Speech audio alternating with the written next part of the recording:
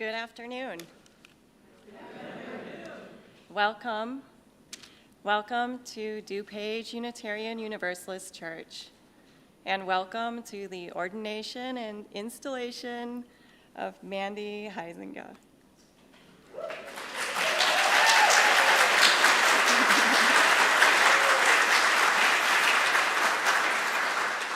My name is Sarah Lensink, and I've been a member since 2011, and I served on the search committee with 6 other of our community members here.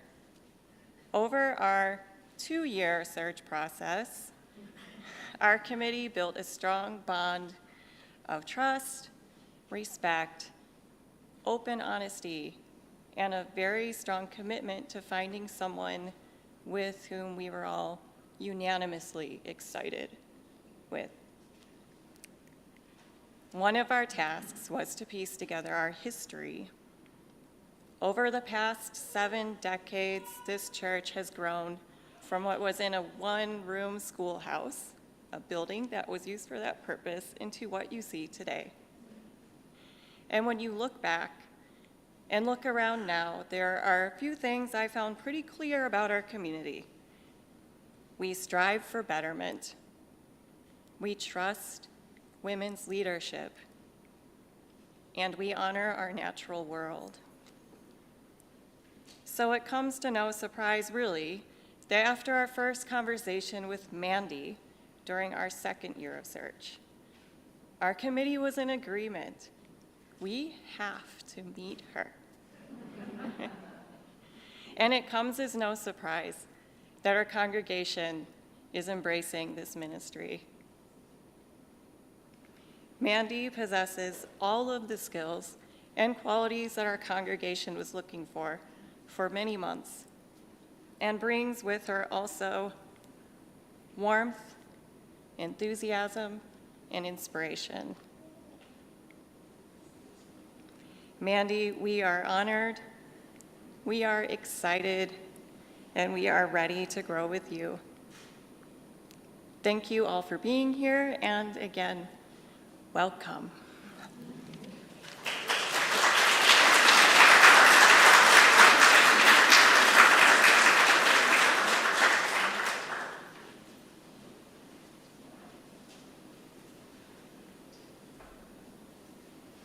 In the time that I've known Mandi, I have learned that she and I have a number of things in common beyond our work as parish ministers.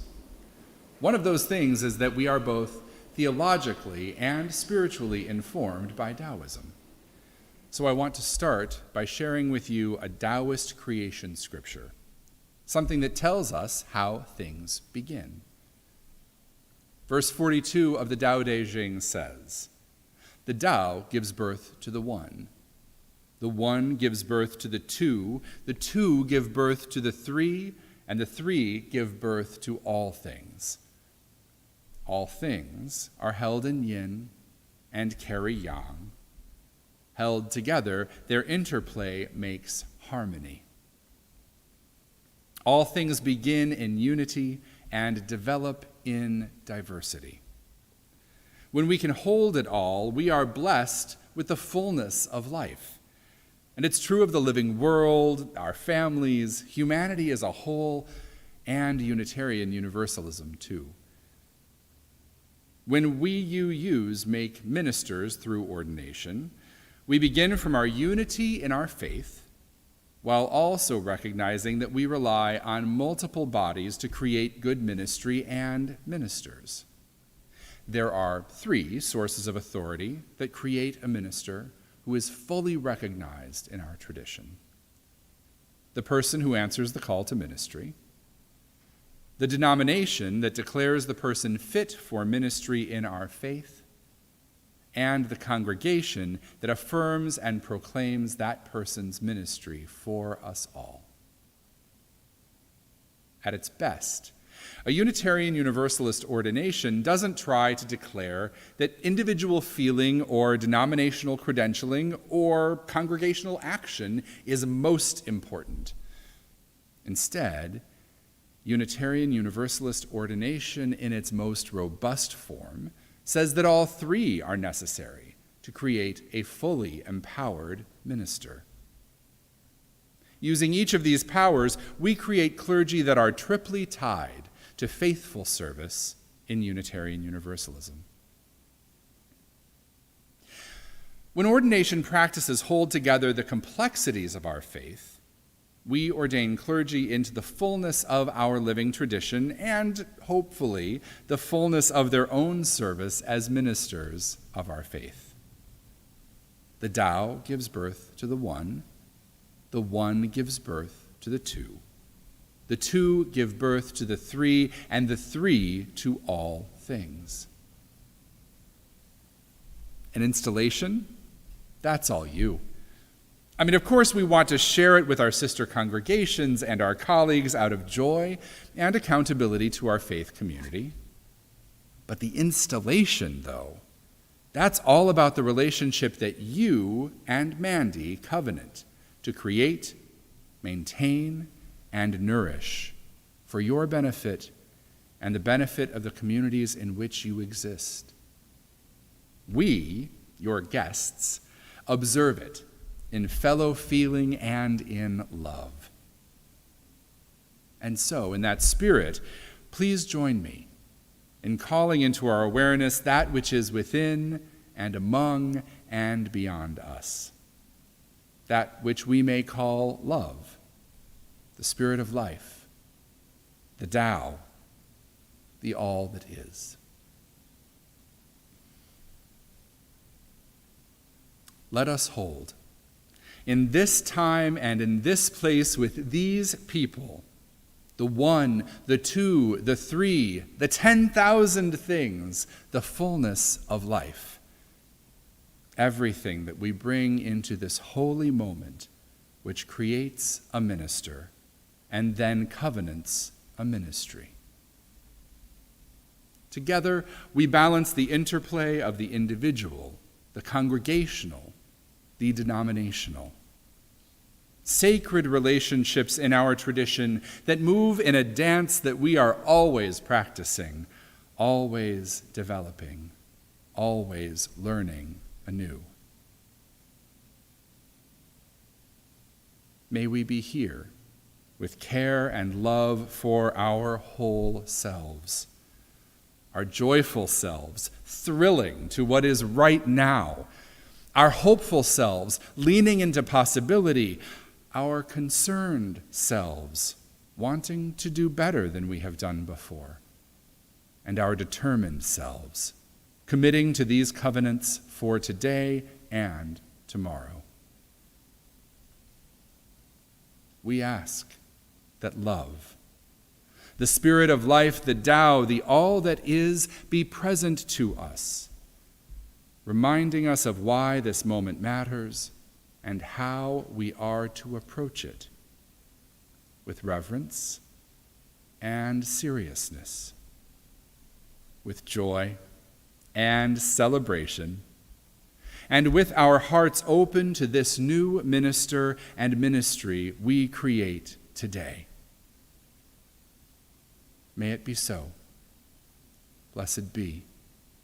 Ashe. Amen.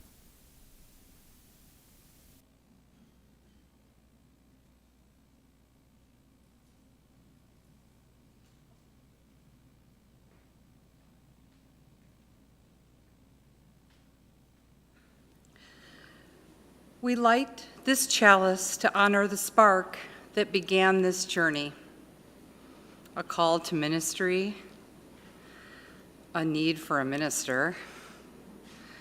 We light this chalice to honor this moment of coming together, fulfillment of a call through ministerial ordination, fulfillment of a long search through the installation of a new minister. We light this chalice to honor our future, a minister always becoming in a community of love, a congregation embracing the becoming of beloved community.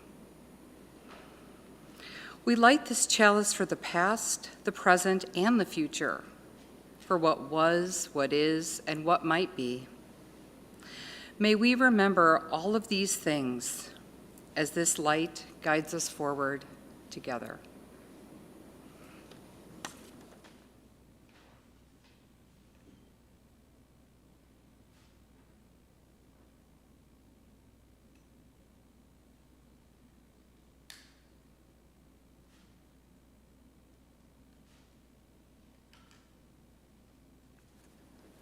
And now, please rise in body or in spirit and join us in singing hymn number 126, Come Thou Font of Every Blessing.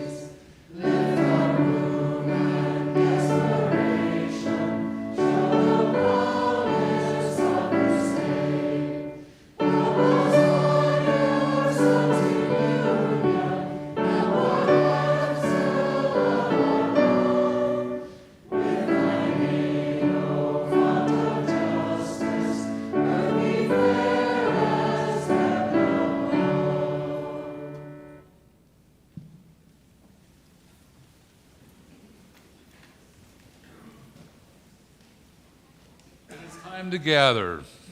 And I would like to invite the young people here and the young at heart, if they'd like to come forward and join me here in front of the dais.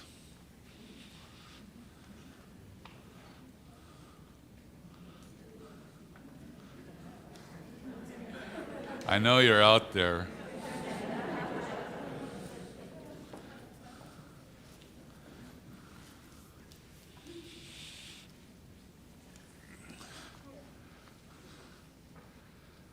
So I have a story about a little acorn by Krista Cobble. Once upon a time, there was a little acorn that longed to become a big, beautiful oak tree. One day, a squirrel passing by found the little acorn and buried it near a stream. When the rains came, the little acorn began to sprout. Down went its roots, searching for water, and up came leaves to catch the sunlight. The squirrel passed by every day on his way to the stream to get a drink and watched the little acorn grow with each rain into a small oak tree. As fall approached, the small oak tree's leaves turned beautiful colors, and the winds began to blow, and the small oak tree shivered until its leaves fell to the ground. And the leaves gave the animals of the forest winter shelter and protected the ground and the small oak tree's roots against the coming cold. Snow began to fall, and the ground was covered with a beautiful white blanket. When spring came, the snow melted and soaked into the ground, and the thirsty little tree drank and drank. And as the weather warmed, The little tree began to sprout new leaves. The rains came again and helped the little tree grow bigger and bigger. And the squirrel passed by day after day, even climbing on some of the not-so-little tree branches. And on his way to drink from the stream, as the not-so-little tree grew taller, it could see other animals that came to drink from the stream too. Growing taller still, the not-so-little tree looked down on all the fish swimming in the cool water below. And it seemed all living things needed water, just like the tree. And when the heat of the summer came and the rain did not fall, the getting bigger tree stretched its roots to the edge of the stream where it could drink and continue to grow. The roots of the getting bigger tree also helped the stream by holding the soil to the bank, keeping the stream clean. And the bigger the tree grew, the more water it needed to drink. And the animals that came to drink at the stream would stretch out in the shade of the oak tree or rest on its branches, which by now had grown very big. Before long, the squirrel that had buried the little acorn and watched it grow brought his family to live in the tree.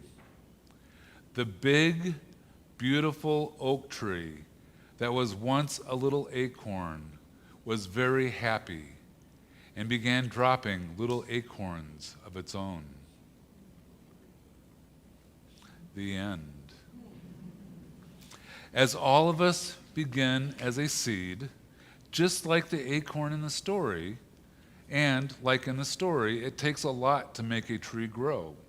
It also takes a lot for us to grow up. We need water, light, food, love, and care, just like the acorn that grew into a tree. Right now, all of you, like the young sapling tree, are like the young sapling tree, but we also need to go to school and learn so that we can grow up and become doctor trees and business trees and baker trees and teacher trees, especially a minister tree. As a minister tree, Reverend Mandi has done a lot of learning and growing to be transformed into a tree. And she is still growing. But now, Reverend Mandi is also helping other acorns or seeds to grow. And like your seeds or acorns, Reverend Mandi will be taking care of the trees of our congregation. Your parents, your grandparents, and the other adults. But she is also taking care of you, the future trees. She is your minister too, which means that you can go to her if you need to talk. And if you have happy or sad news, she is your minister. Now, Reverend Mandi has an acorn that she'd like to give each of you to remember that she is here to help you grow. And after you collect your acorn, if you'd like to go out with us for structured activities for the rest of the service, Alex is at the back of the sanctuary, and they will lead you to the classroom. Or if you want to stay for the whole service, you are welcome to do that too. All right, get your acorns.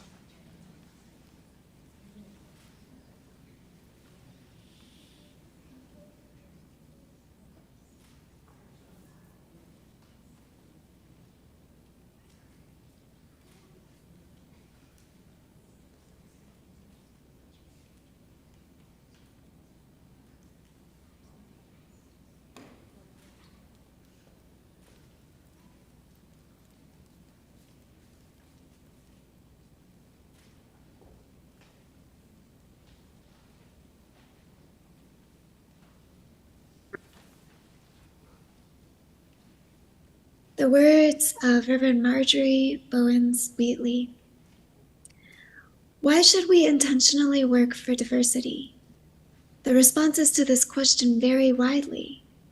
For me, beyond any demographic or sociological justification, there is theological imperative.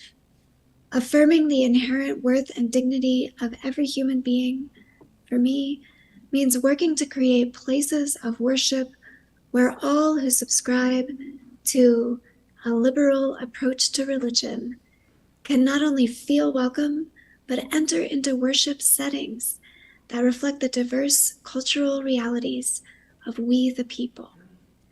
Congregations that reflect the pluralism of our society are one step in beginning to transcend the social boundaries that divide us from each other and from all that is. I'm Pastor Isabel Call, and I'm joining you from the land of the Kanza and other peoples known as the Flint Hills of Kansas, where I serve as the minister of the UU Fellowship of Manhattan and board member of the UU Women's Federation. I'm honored to participate in this formal acknowledgement of the soon-to-be Reverend Mandi Heisinga's ministry with you all. Mandi has asked that we lift up the wisdom of Reverend Marjorie Bowens Wheatley in order to remember the Unitarian Universalism we are working toward, transforming into, a beloved community of radical welcome where we are willing to change and be changed in order to be whole. Our ordained leaders offer ourselves up for transformation, allowing ideas and beliefs to be shattered. And many of us pay immense personal costs, both through our changing worldviews and through spending our savings or going into debt.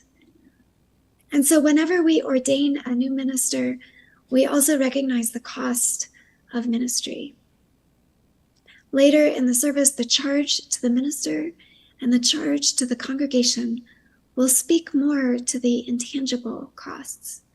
But we also have to recognize the financial cost, and it is significant.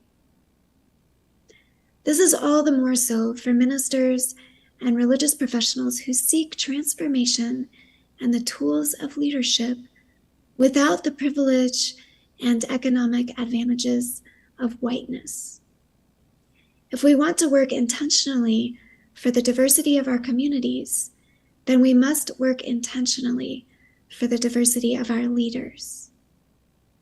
This is why the Unitarian Universalist Women's Federation administers a scholarship in Reverend Bowens Wheatley's name for UU women religious professionals who are Black, Indigenous, or people of color.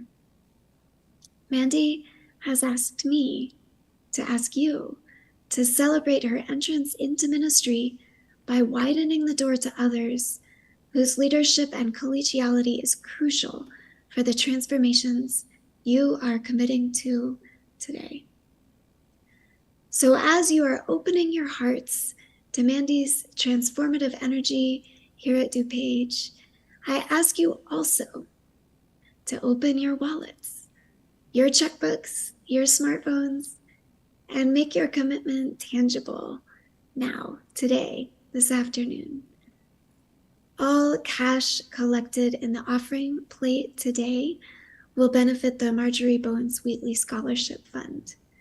If you'd like to donate by check, please make your check out to DuPage UU Church and write scholarship on the memo line. And if you are donating online at dupageuchurch.org/donate, please designate your contributions for the Marjorie Bowens Wheatley Scholarship. Thank you.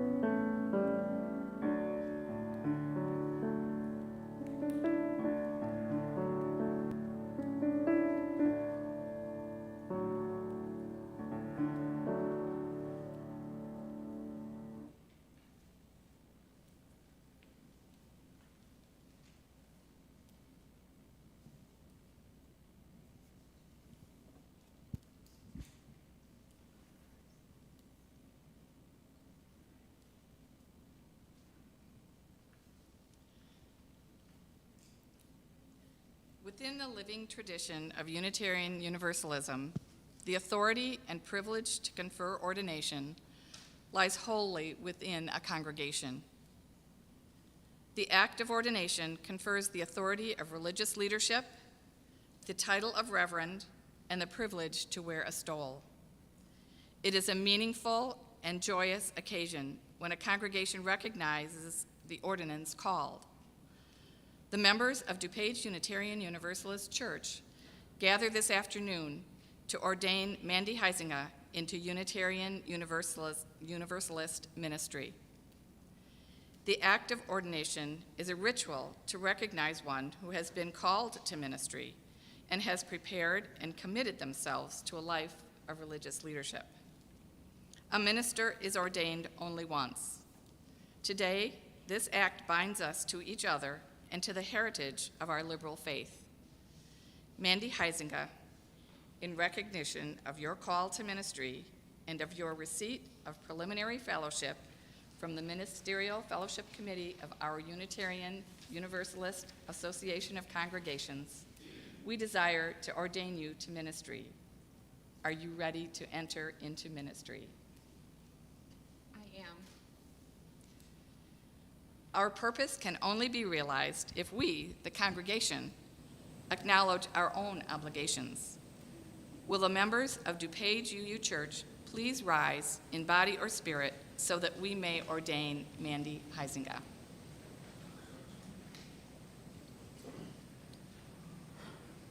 We, the congregation of DuPage UU Church, accepting our right and affirming your commitment and ability, do hereby ordain you into the ministry of our faith and the service of humankind. Charge you to seek an authentic relationship with the holy, to speak truth and justice in authentic, to minister to the joys and sorrows of the human condition, to celebrate the principles of our faith, and to fulfill your ministry with integrity, courage, and wonder. May you dedicate yourself to living mindfully and joyfully in a world of pain and promise. May you care for others and for this faith, but also for your family and yourselves, for your own health and your own spirit. We give you our full blessing and support, and we pledge ourselves to walk with you in unity of spirit, bonded by peace, with truth, respect, and love. You may be seated. And will Mandi's friends, family, colleagues within and beyond our tradition please rise in body or spirit to add your love and encouragement to this ordination.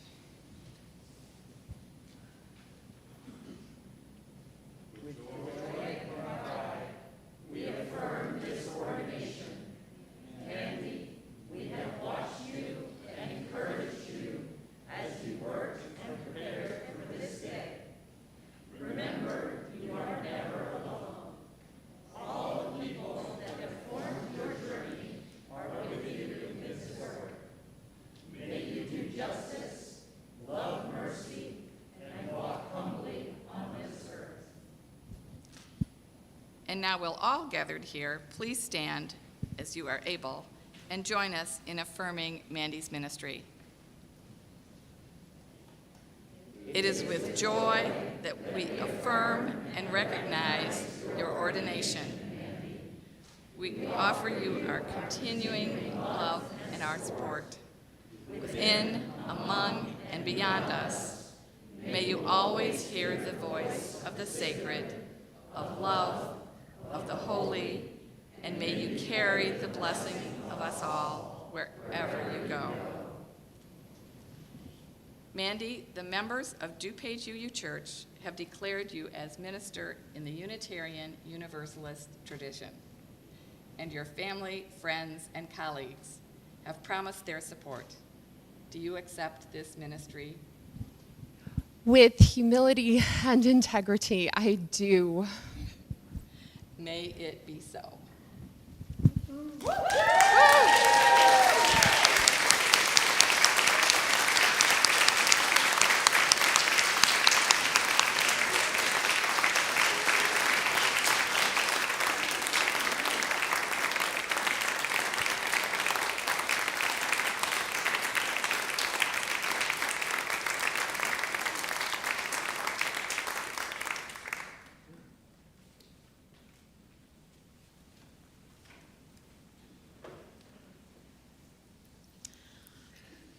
Reverend Mandi.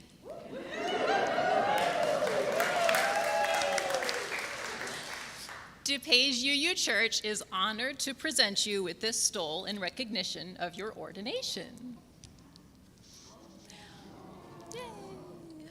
When choosing a stole, our committee knew that we would choose something with nature imagery, since both you and our congregation find deep meaning in our relationship with the natural world. We selected this stole covered in wildflowers, including some native to this area. You will find on the stole the purple coneflowers and goldenrod that you can see in our prairie, depending on the season. And those are known for their healing properties, as well as the red poppy, which is a symbol of both beauty and sorrow. The prairie flowers here at our church show their full glory in the summer sun, but the plants also endure harsh winters and regular burnings that are, in the end, beneficial to the prairie community. May your ministry be like these flowers. May it not only survive, but thrive, both in times of struggle and in times of celebration. Thank you for walking with us in your ministry, and please accept this stole in recognition of the trust, the hope, and the faith that we place in you on this journey.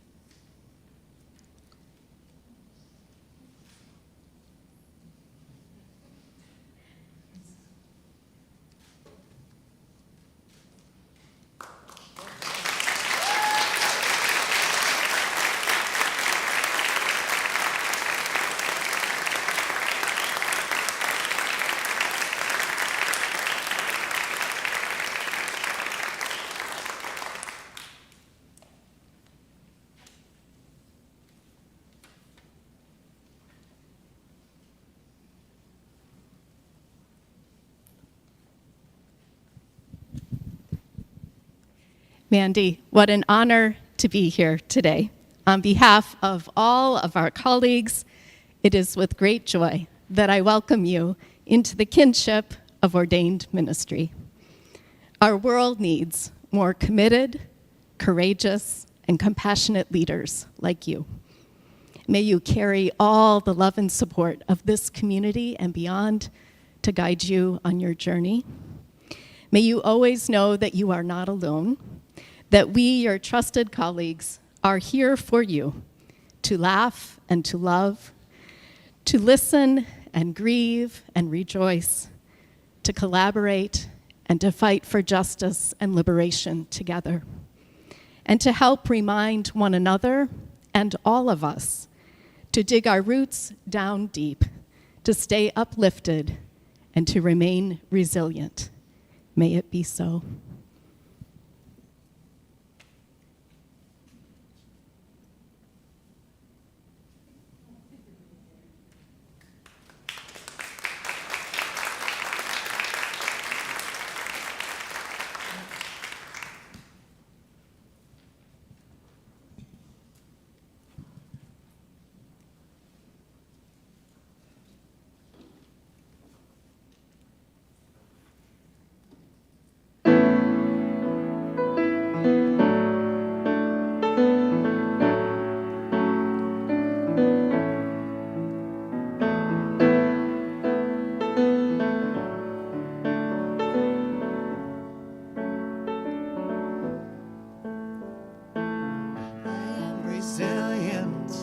I trust the movement, renegade the chaos, uplift the negative. I'll show up at the table again and again and again. I'll close my mouth and learn to listen. Whoa, whoa, whoa, whoa.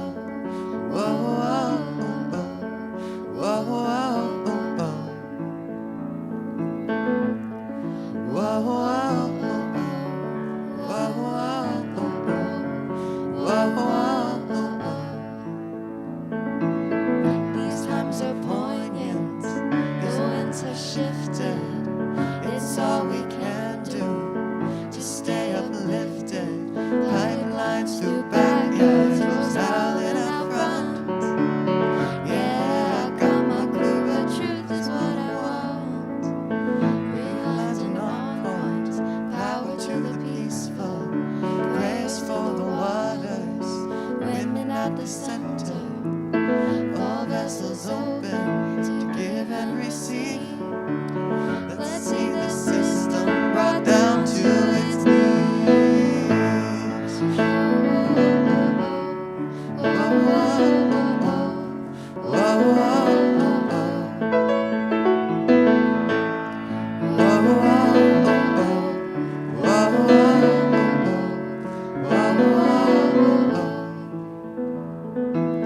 I'm made of thunder, I'm made of lightning, I'm made of dirt, yeah, made up of fine things. My father taught me that I'm a speck of dust, and this world is built for me, so let's go and try our luck. I got my roots down, down, down, down, down, down, down, down, deep. I got my roots down, down, down, down, down, down, down, down, deep. I got my roots down, down, down, down, deep. I got my roots down, down, down,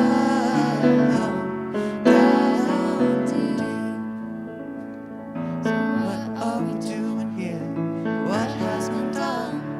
What are we gonna do about it when love comes undone? My voice feels tiny, I'm sure so does yours. Put us all together, make a mighty roar.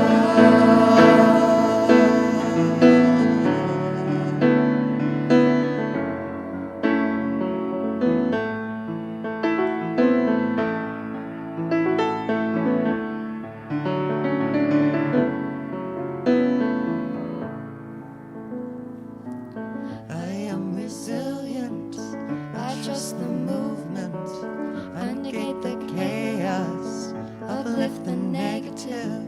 I'll show up at the table again and again and again. I'll close my mouth and learn to listen.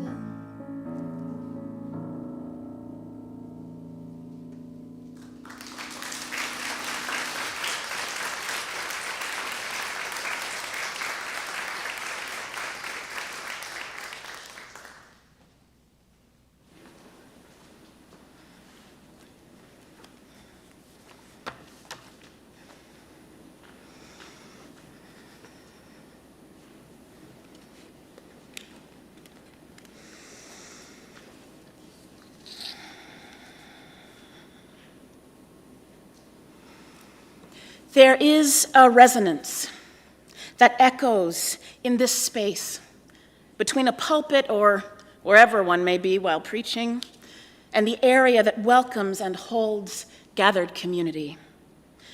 I think we imagine this act sometimes as one where one person is communicating their thinking and everyone else is listening, hopefully with some goodwill. But the open landscape between us is fertile ground. Right, this is a place where your energy and reactions communicate to me, and hopefully my words communicate back to you. This is space where seeds are planted, where what lives between and among us has room to grow. The good news in shared ministry is that there are many such opportunities for the interweaving of all you might become together. And no matter how much we love or trust our ministers, congregational life still leaves room for the thoughts and voices of many. We are in this moment of sacred transition on holy ground, where one who has been called from among the people is completing a rigorous process of formation, only to lean right away into a whole new journey of becoming. And you are together in community, completing a long search for your next settled ministry and immediately leaning in to this new shared ministry. The turning of these cycles would be enough for any new start. Yet it matters that this great goodness comes in the midst of societal shifts and changes that mean we cannot predict what will be asked of us in religious community in the years to come. So today you are collectively engaged in a profound act of faith, choosing to bless and affirm your relationship with a minister and thereby choose the shape of how you will work toward all that will come into being in the years ahead. This is no small task. Chapter 64 of the Tao Te Ching reads in part, "The tree you can't wrap your arms around grew from a tiny seedling. The 9-story tower rises from a heap of clay. The 10,000-mile journey begins beneath your foot. And the fertile ground that we hold collectively between us can nurture a seedling. It can provide us with clay. It can offer a springboard for our movements along the journey." Now, this text is just part of a chapter that opens by inviting us to slow down, to mindfully engage and attend to the importance of this moment, of each moment. It offers us wisdom on not neglecting the present by either clinging to what has been. I'm sure I'm the only person here who ever does that, right? Not neglecting the present by clinging to what has been or acting from that sense of urgency that I think many of us experience, where our fears about the future cause us to miss what is happening here and now. That holding too tightly to the past or anxiously imagining the future comes from our natural instincts, from a longing to ensure our well-being and the well-being of everyone else. Yet the Tao Te Ching offers a profound spiritual teaching that challenges us to let go of those extremes so that we might fully live. There is freedom in letting go and depth in attending to the journey itself. The tree you can't reach your arms around represents for me a profound promise from our faith. And with all due respect to our Unitarian heritage, I don't mean that as some singular giant tree that surpasses us all. May we continue to share as many acorns as there are willing hands to plant them. I mean instead the promise of something larger than ourselves that grows from how we hold our possibilities in community. Unitarian Universalists have been talking a lot about liberation of late. You've probably heard this, something that asks us to lean into the fullness of community, to dismantle white supremacy culture and invest in the work of justice, to hold all people and all beings as precious, and to lean into the opportunities for joy along the way. Now, liberation as an idea or promise is this immense thing, and in difficult times it can be hard for some of us, certainly for me, to imagine. And I think there are moments in life when someone asking you from a pulpit to lean into joy can seem almost cruel. But liberation is a tree that we can never wrap our arms around alone. It requires the presence and range of embodiments of many to fully embrace. The promise of our faith cannot come into being outside of the covenants and commitments of community. And often what we are given to hold on to along the way begins with the tiniest seedlings. So I'm asking you to have faith with me in those seeds. I think it matters more than any of us might be able to communicate that we do this work of faithful living together. I'm reminded of a new author whose words have offered a kind of balm for my heart in those moments of difficulty that arise in life. This is Cole Arthur Riley, best known as the creator of Black Liturgies online, and she recently published a book called This Here Flesh: Spirituality, liberation, and the stories that make us. The art on the cover of this beautiful text looks like an upside-down tree that branches into two parts. The trunk at the top reaches down into these two canopies covered with leaves, and the whole picture forms the shape of a pair of human lungs. This tree that we cannot wrap our arms around provides us with the very breath of life, and I wonder, what is it that allows you to breathe in these days? What is giving you life? Cole Arthur Riley reminds us that a vital, central part of our living is belonging in community. She writes of community as a group of people that is committed to being a collective, really any kind of collective. A community can mean a household, a local body, a shared identity that stretches across the globe, but it can also mean a group that knows your name. People who know you and know about the ugly parts of you and stay. And Riley elevates our beauty at the same time and our beings and the ways that we need each other if we want to better understand ourselves. She says that in any given moment, we might not be able to fully experience our own image, but someone else in the community can reflect that image back to us. We tend to one another's becoming. And in the spirit of Audre Lorde's wisdom that without community there is no liberation, Riley ends her chapter on belonging by insisting there is no promised land without a multitude.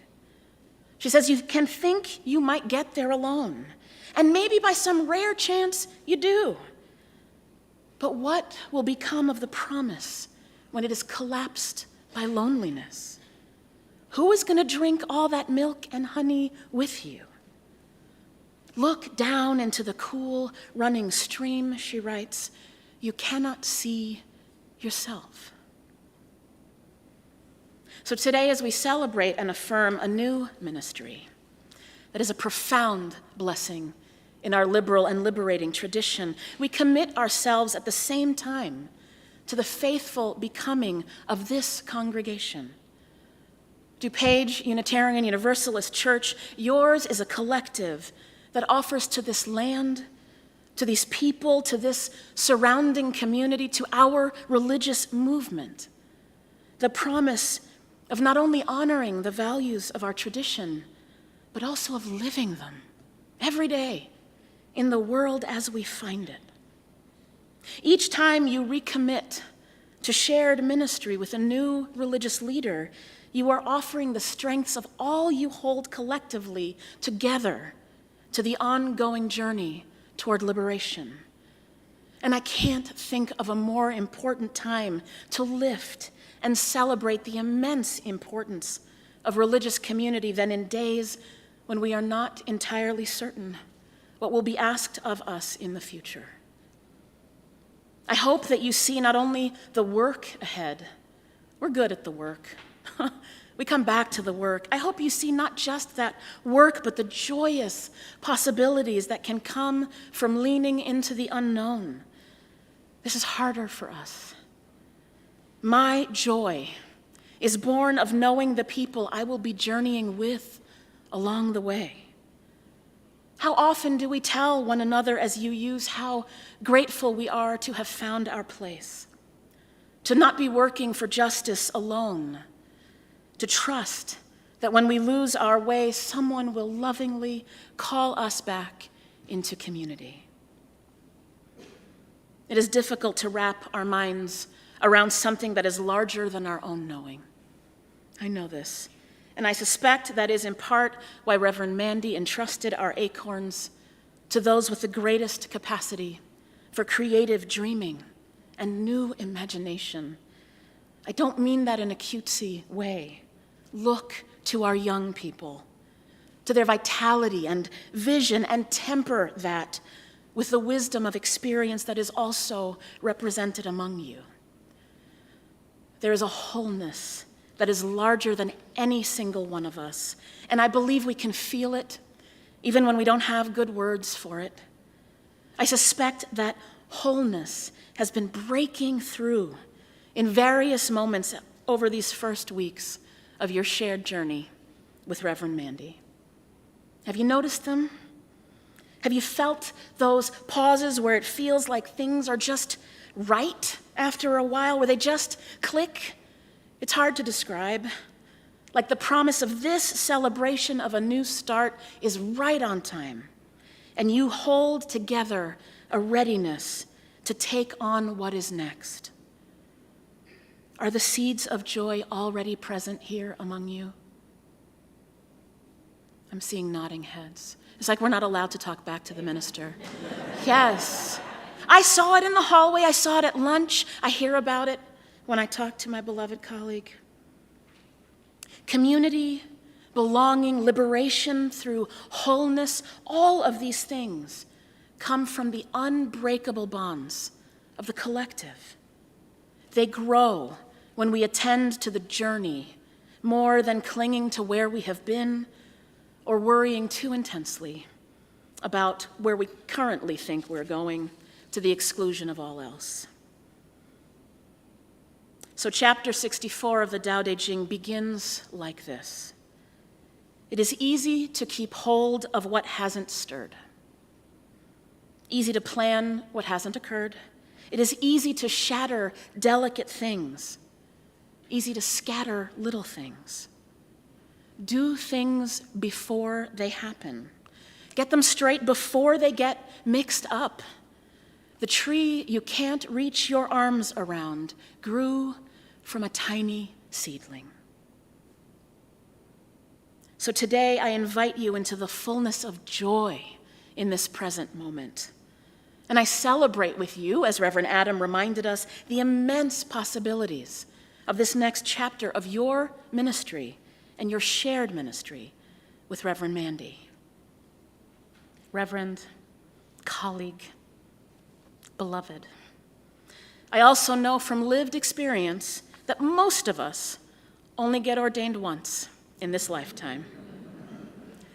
So I hope you too can set down the enormity of all that you have already given to arrive at this sacramental moment.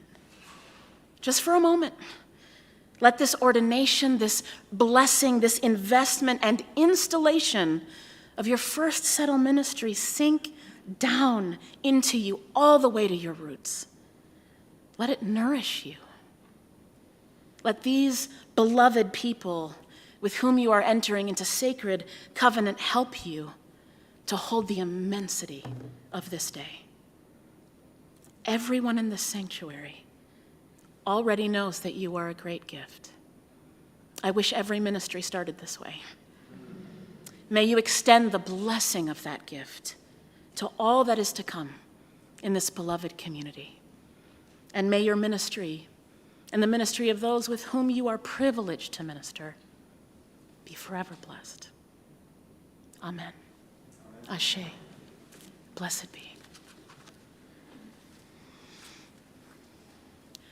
I'm going to ask you to breathe with me for a moment as we transition into joyous installation celebration.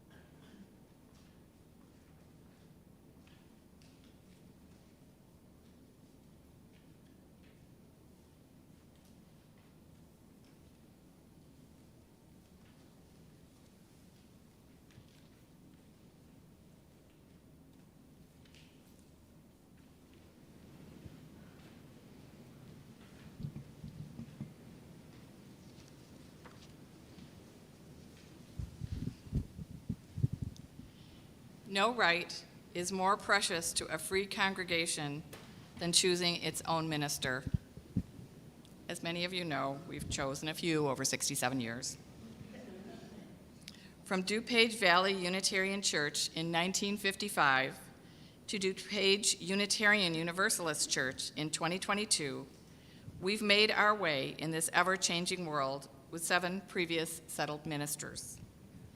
In May, our congregation voted unanimously to call Mandi Huizinga as our 8th settled minister.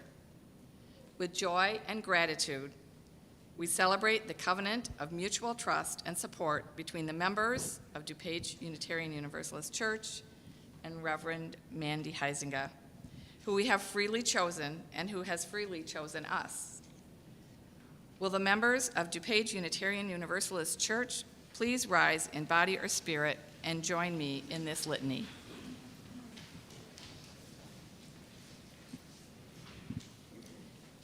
We pledge our commitment to a shared ministry in this congregation and community. We offer you, Reverend Mandi Huizinga, a free pulpit and ask that you preach the truth as you know it. We pledge to the best of our ability to journey with you, to speak the truth in love, to dwell together in peace, and to live in right relationship with ourselves, the wider community, and the earth. We have called you to be the settled minister of our congregation. Will you accept this responsibility? Oh, I most certainly will. I pledge myself to our shared ministry. To the best of my ability, I will speak the truth in love. Minister to our joys and sorrows alike, and guide us in the ways of justice. I pledge to cultivate curiosity, to encourage collaboration, to employ compassion, and to guide us through change in the name of the holy and in service to our faith. We hereby install you as minister of DuPage Unitarian Universalist Church. May our shared ministry continue to flourish and be a source of blessing, healing, and hope for us and the world. Please remain standing, and now will colleagues, family, and friends also please rise in spirit or in body to bear witness to this act of installation. We too hereby affirm this installation in this ministry. May the congregation and minister both be blessed with strength and wisdom in the years of hard and holy work ahead. May our ministry together be blessed, and it may also be our best.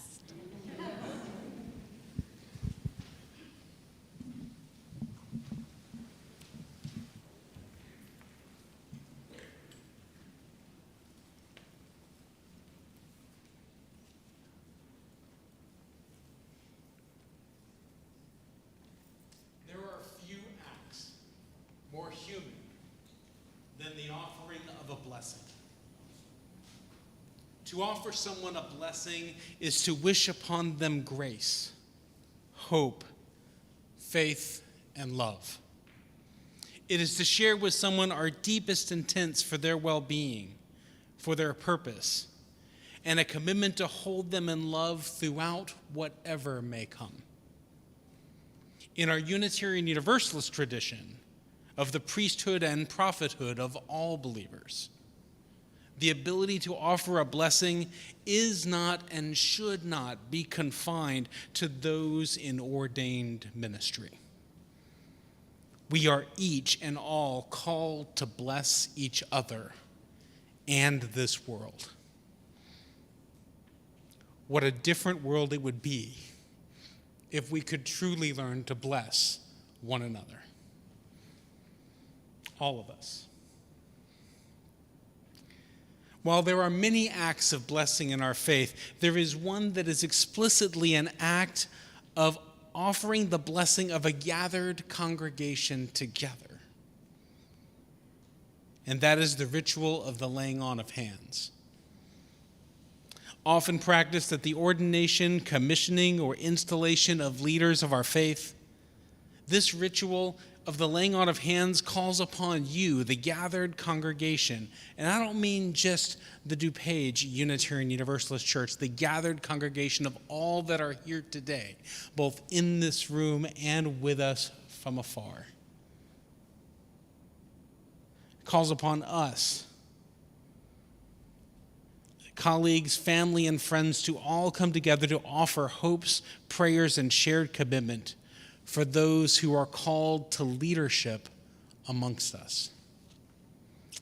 In a moment, I will invite all who are gathered and feel called to join in this ritual of blessing, this laying on of hands, to offer your blessing for Reverend Huizinga and the ministries to which this congregation has ordained and joined her in. In light of the ongoing pandemic in our world, I am only going to invite a few people to come forward to physically lay a hand upon Reverend Mandi. I will invite all the rest of us to remain at our seat and to raise both one hand or two if you feel so called, or if there are more things you wish to raise, that is up to you. But to raise a part of yourself in the direction of Reverend Mandi as you feel called to do so. Once we are each holding a blessing for Reverend Huizinga and all of our shared ministries in our hearts, I will then offer a spoken prayer for this blessing. I would like to invite Mandi's closest family, Elias, Luna, Lucian, to come forward and place a hand upon Mandi.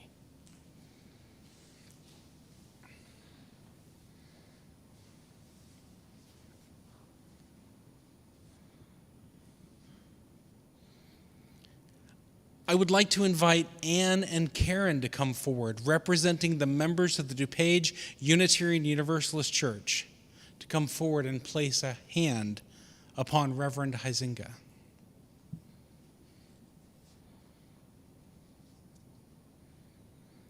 Now I would like to invite the Reverend Dr. Sophia Betancourt, Reverend Mr. Barb Grieve, and Dr. Javier Vieira to come forward and place a hand upon Mandi, representing all of her colleagues in ministry, both within and beyond Unitarian Universalism.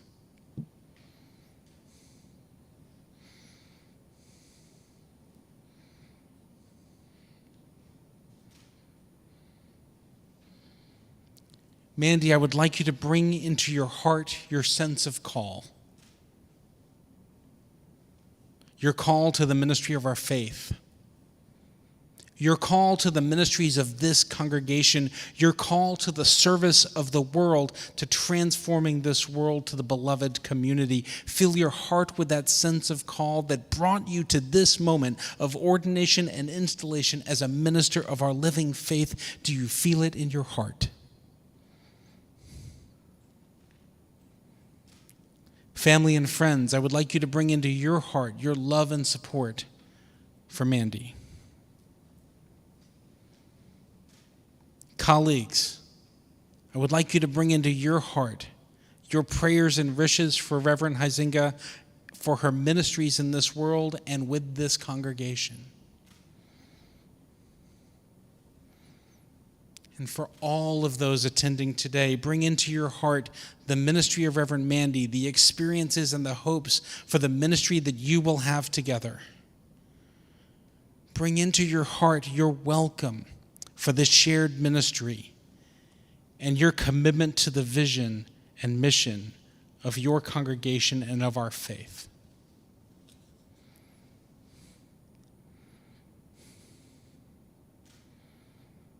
Spirit of life and love, ground of all being, source of the peace which passes all understanding. Through the love of family and friends, through the prayers and support of colleagues, through the shared ministry to this world, and through the sense of call that is written upon the heart of the Reverend Mandi Huizinga, we bless the ministry which has been ordained this day. Like an anointing of oil, may these blessings flow through these hands and hearts joined together through the interdependent web and into the heart of this newly ordained minister who has been called forth to speak the truth, to manifest love, and to lead with the humility of one set to the front, not one set apart. May Reverend Huizinga feel the blessing of this moment, the love and hopes and shared commitment when times are hard, when she feels alone. May she remember all these hands that are sharing the ministry with her. When she needs to be brave, may she remember the prayers of the colleagues in ministry who have gone before, who journey with her now, and who will call forth the truth of beloved community long after she has gone, in a tradition that spans time and tides and the space between the stars. And when she feels she has little left to give, may Reverend Mandi feel the love and care of those closest to her, her family and friends. And at the center, may the sense of call that has brought us all to this moment, that has been recognized by family and friends, by colleagues, and by this congregation, be kindled and rekindled in Reverend Mandi's heart again and again as the breath of life in this ministry. Let us all breathe in and breathe out. Sending that blessing forward, let's breathe in one more time. And breathe out. So may it be. Blessed be. Ashe and Amen.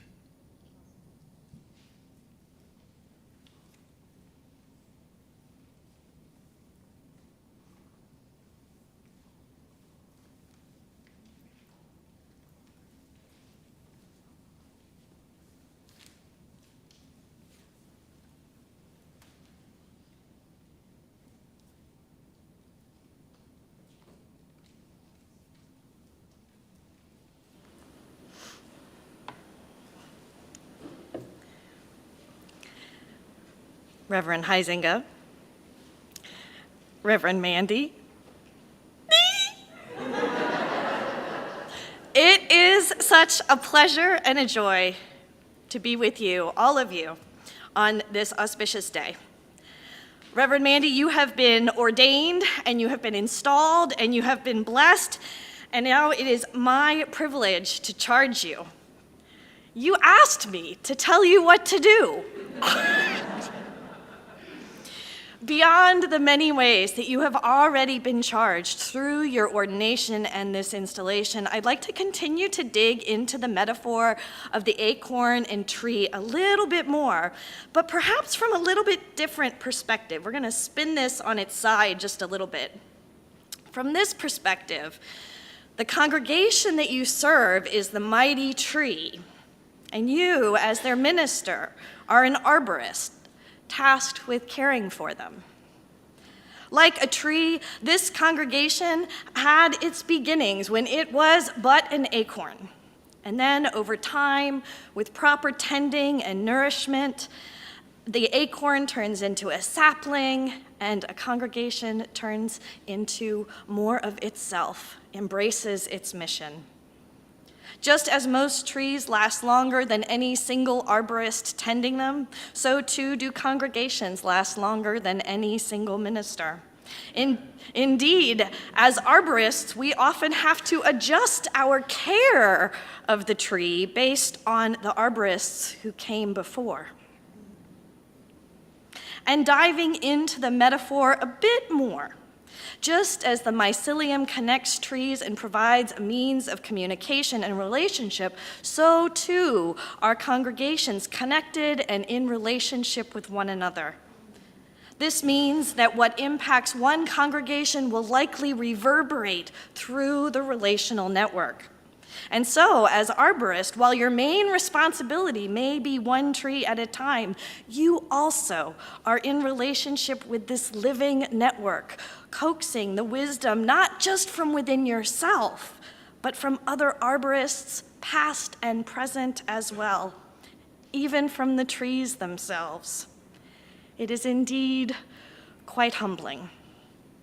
Okay, so how do you do this work? I have the honor of charging you, beloved colleagues, and this is what I charge you to do. Feed health, starve dysfunction, interrupt harm, and take care of yourself in the process. Let me break this down very, very quickly. First, feed health. As an arborist, you need to get to know the tree that you are tending. Look at it with a loving and discerning eye. What are the parts of the tree that are flourishing? Support those parts and those behaviors. Feed them, help them continue to be successful, to grow and to thrive. Similarly, there will be parts of a tree that maybe aren't so healthy. Branches that might be trimming so that other areas of the tree can receive more energy and thrive. I did not know strategic pruning actually stimulates regrowth in a tree. I think that's probably true in a congregation as well. Don't spend time and energy on things that are dysfunctional or unhealthy or that are not grounded in the mission of the congregation. Starve dysfunction, or prune it, if you will. And then to this, I'll add that as an arborist, it is also your job to assess the difference between dysfunction and harm. To discern when a tree might need more aggressive pruning, maybe special treatments to build up a tree's immune system to fight the disease. Similarly, it is your task as minister to interrupt harm when you see it in progress. This is especially important because some diseases will travel along the mycelium and infect other trees. Interrupt harm. It can be scary, but you can do it. And through it all, of course, you know this, take care of yourself. You cannot be successful as a minister or an arborist if you aren't taking care of yourself physically, mentally, and spiritually. Get enough sleep to rest those muscles so you can climb through the tree the next day. Take breaks and stay nimble. Stay up to date on emerging tree care practices because there's always something new that we are learning. And as others have pointed out multiple times today, find the joy, for it is all around you. Take the time to just enjoy the air that the tree creates, that you breathe in and become a part of. And so this is my charge to you as your friend and colleague. Feed health, starve dysfunction, interrupt harm, and take care of yourself. DuPage Unitarian Universalist Church is blessed to have you as their arborist for this time, as their minister, and you are blessed to have found a resilient congregation that is flourishing and so much to celebrate. I wish you a long and loving ministry together.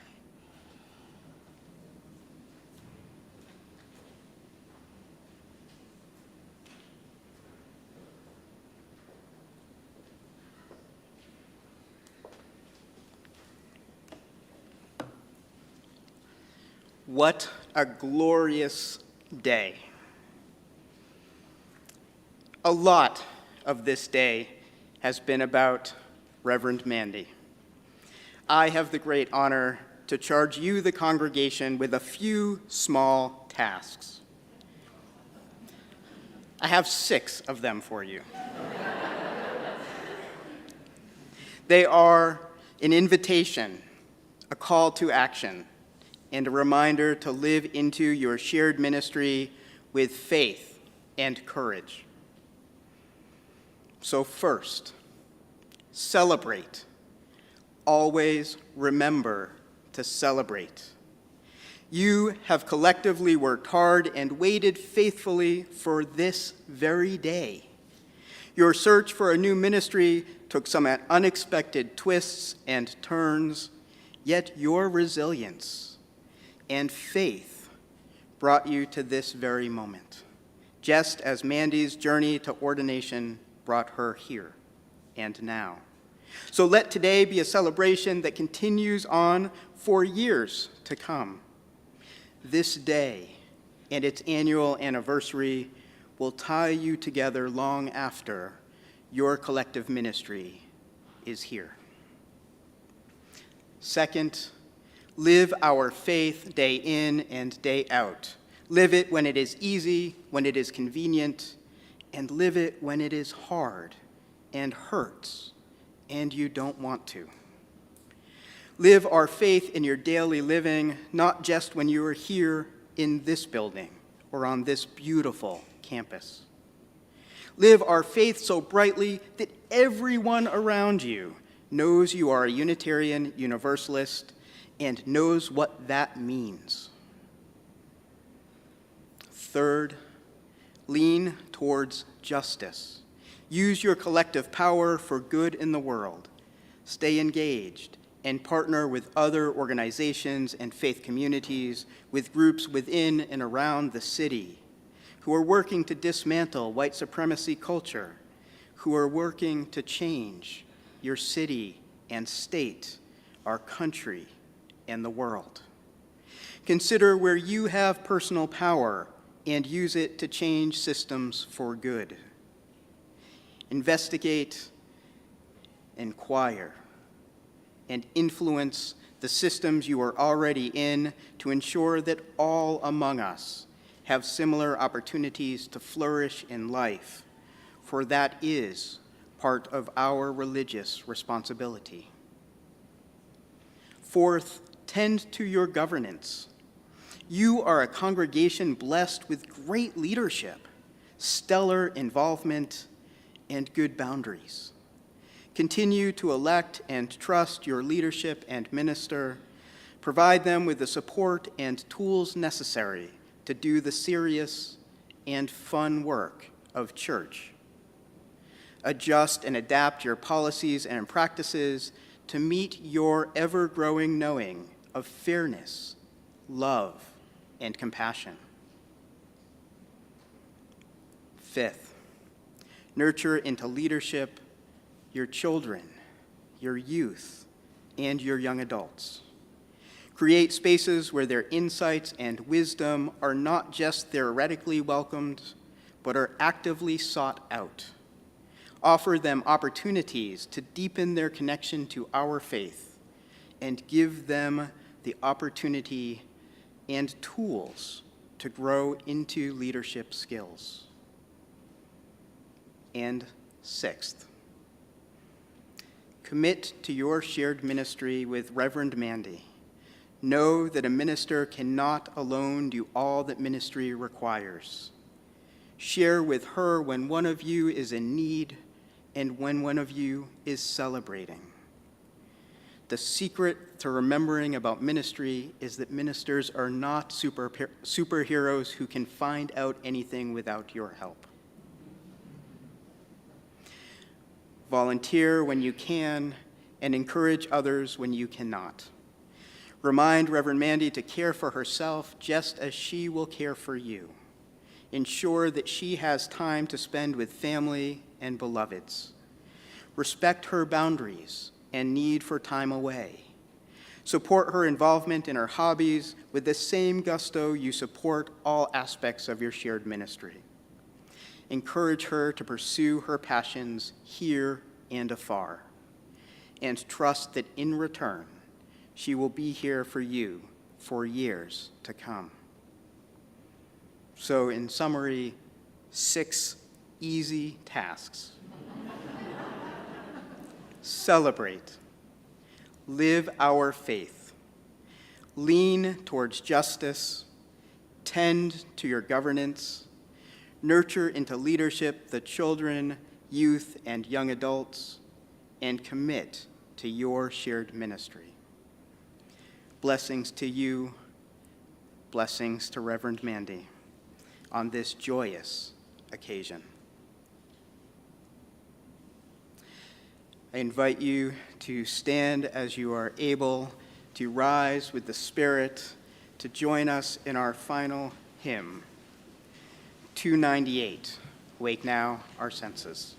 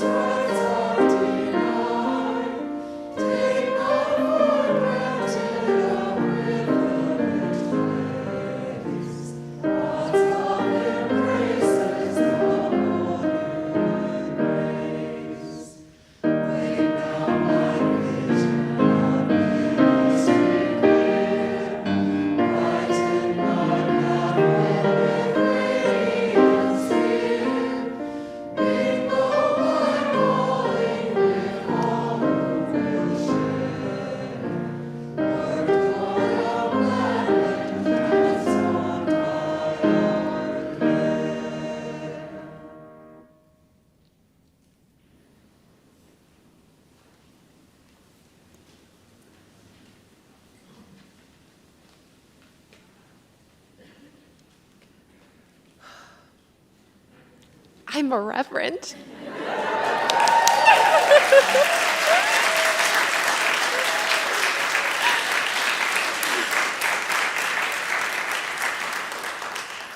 Oh, the evening that I came home from my pre-candidating weekend, I was in the car on the way home from the neutral pulpit, and I turned to my partner and I said, I will be utterly devastated if I do not get called to this congregation.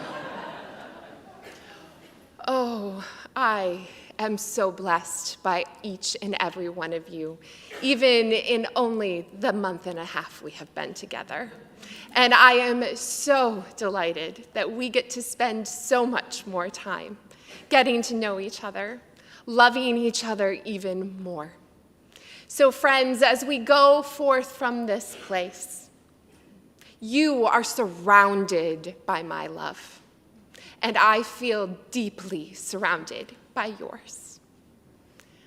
Oh, that we can become and grow together. What an adventure we are going to have. Blessings to all of us.